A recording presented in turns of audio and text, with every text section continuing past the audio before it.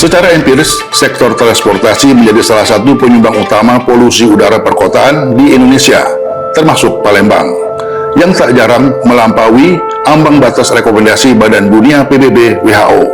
Paparan jangka panjang polutan terbukti meningkatkan resiko penyakit kardiovaskuler dan gangguan pernapasan. Dalam kerangka ini, Car Free Day dinilai mampu menjadi instrumen pengendalian emisi berbasis ruang dan waktu. Dari perspektif perencanaan kota, Car Free Day merupakan bentuk tactical urbanism, yaitu intervensi jangka pendek untuk menguji perubahan fungsi ruang publik. Jalan yang pada hari biasa didominasi kendaraan bermotor, pada hari Minggu dialihkan menjadi ruang sosial. Transformasi ini menghasilkan apa yang disebut sebagai reclaiming public space. Warga tidak lagi menjadi pengguna pasif, tetapi aktor aktif yang memanfaatkan ruang kota untuk aktivitas fisik, interaksi sosial, dan kegiatan ekonomi skala mikro. Di kawasan Jembatan Ampera, Car Free Day menciptakan landscape sosial baru. Aktivitas olahraga, seni, hingga ekonomi informal tumbuh secara simultan. Fenomena ini menunjukkan ruang publik yang inklusif mampu meningkatkan urban livability.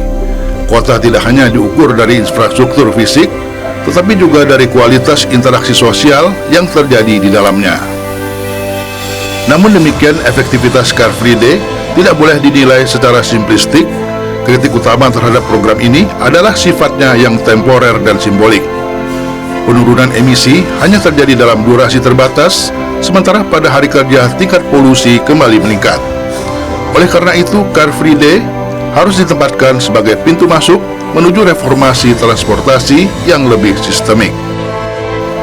Dalam kerangka akademik, Car Free Day seharusnya diintegrasikan dengan kebijakan transportasi berkelanjutan, seperti penguatan angkutan massal, pembatasan kendaraan pribadi, serta pengembangan jalur pejalan kaki dan sepeda.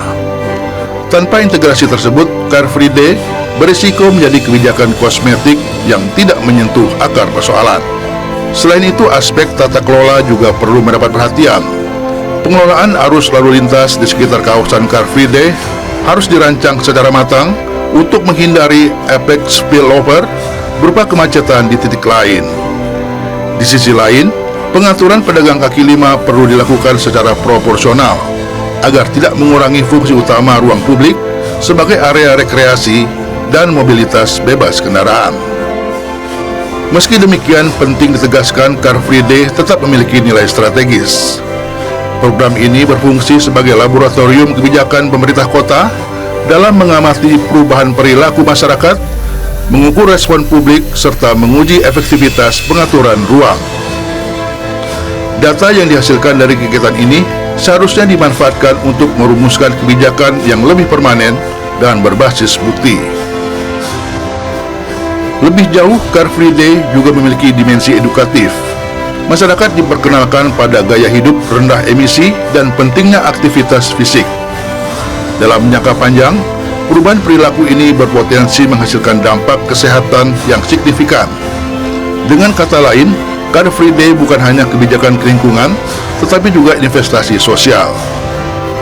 Tantangannya adalah memastikan Car Free Day tidak berhenti sebagai rutinitas mingguan, melainkan berkembang menjadi bagian dari strategi besar menuju kota yang sehat, inklusif, dan berkelanjutan.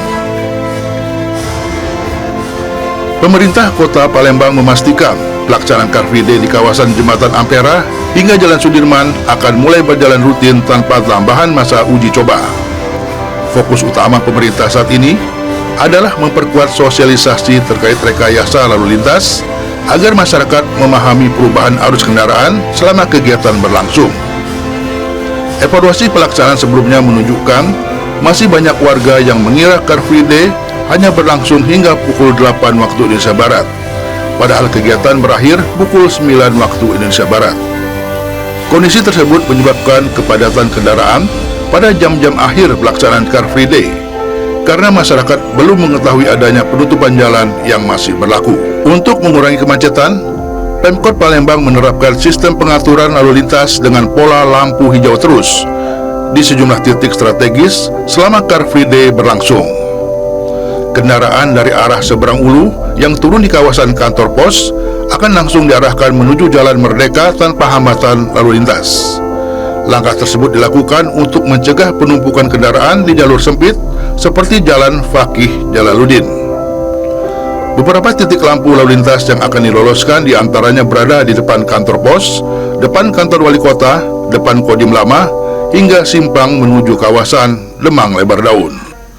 Selain itu, arus kendaraan dari seberang Ilir menuju seberang Ulu juga dialihkan akibat penutupan Jalan Sudirman mulai dari kawasan Cinde hingga Air Mancur.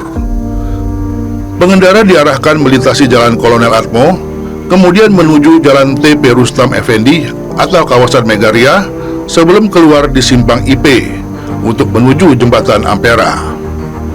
Pemerintah berharap sosialisasi yang lebih luas dapat membantu masyarakat memahami pola rekayasa lalu lintas sehingga pelaksanaan Car Free Day berjalan lancar tanpa menimbulkan kemacetan panjang di sejumlah ruas jalan utama kota Palembang. Meski menyedot perhatian ribuan warga, Pemkot Palembang memastikan pelaksanaan Car Free Day tetap tertib dan aman. Jika nantinya resmi digelar rutin setiap minggu, bukan tidak mungkin Jembatan Ampera akan dikenal sebagai salah satu ruang publik paling hidup dan paling menarik di Indonesia.